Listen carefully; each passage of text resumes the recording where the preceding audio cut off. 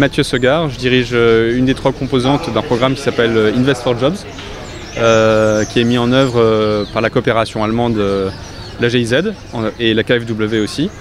Nous à la GIZ, on appuie directement les entreprises et nous avons une initiative un peu particulière d'aider le groupe des industriels, en fait les industriels de la noix de cajou qui transforment la noix brute en amande.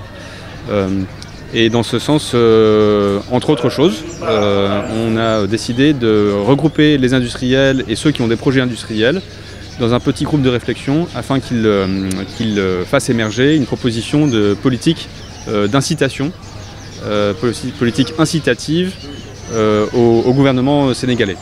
Alors, c'est dans ce contexte que je suis là aujourd'hui. Okay. La transformation de l'anacarde, à ce jour, n'est pas vraiment appuyée par l'État du Sénégal.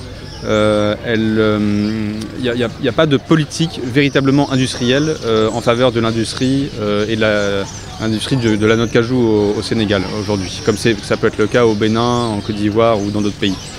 Donc c'est ça qu'on essaie de proposer au gouvernement. Notre ministère de tutelle est le MEPC, le ministère de l'économie, et aujourd'hui nous avions le plaisir d'avoir avec nous à la fois le ministère de l'Agriculture et à la fois le ministère du Commerce, qui sont tous les deux éminemment concernés par la filière de la noix de cajou, puisqu'il y a à la fois la production qui est très importante en Casamance et à Fatick, et l'ensemble des commerçants qui sont directement impactés par les décisions que peuvent prendre le ministère du Commerce. Alors la filière, moi je suis très enthousiaste parce qu'en fait c'est une filière qui est récente et donc il y a tout à faire. Et c'est le moment où précisément il faut éviter de faire toutes les erreurs qu'on a pu faire dans le passé, pas seulement au Sénégal, hein, en Europe, il y a un tas d'erreurs qui ont été faites dans des politiques de filière ou sectorielles. Aux États-Unis, au Brésil, au Côte d'Ivoire, il y a beaucoup d'expériences desquelles il faut s'inspirer, apprendre ou justement se méfier. Et donc moi je suis très enthousiaste vis-à-vis de ça parce que le champ des possibles est complètement ouvert et très vaste. Et la filière est jeune, les industriels sont assez récents. La Casamance et Fatick ont des anacardiers, il y a de la noix de cajou, il y en a de plus en plus, les rendements s'améliorent petit à petit, peut-être pas assez vite. Il y a des plantations, des jeunes plantations qui se font. La GIZ avec le projet Move comme Cashew a démarré les activités et on a ici dans nos bureaux le point focal de ce vaste projet multi-pays qui existe déjà depuis 15 ans dans les autres pays de la région, et donc pour la première fois au Sénégal, ce projet va démarrer, et lui il s'occupe plutôt du maillon production, recherche, animation de la filière des producteurs, alors que là aujourd'hui on parlait vraiment de l'appui aux industriels et des politiques incitatives en faveur de l'industrie.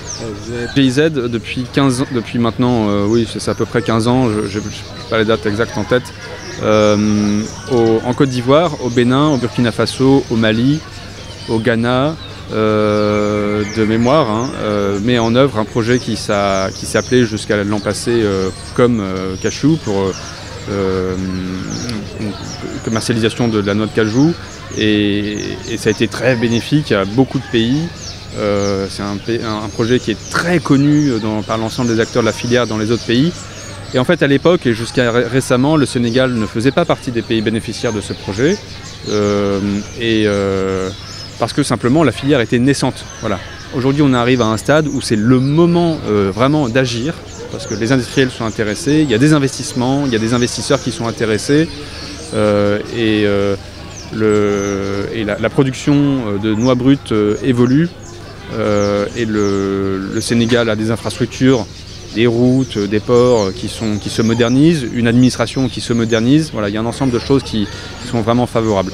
Pour les autres pays dans lesquels le projet comme Cashew travaille encore, hein, depuis à peu près 15 ans, les contextes sont évidemment extrêmement différents. Et en fait, on a vu la Côte d'Ivoire passer d'un niveau assez petit producteur qui aujourd'hui est le deuxième pays transformateur au monde devant le Brésil, ce qui est quand même très impressionnant. Alors la GIZ a eu peut-être une petite contribution et on est fiers de pouvoir s'en vanter. Merci.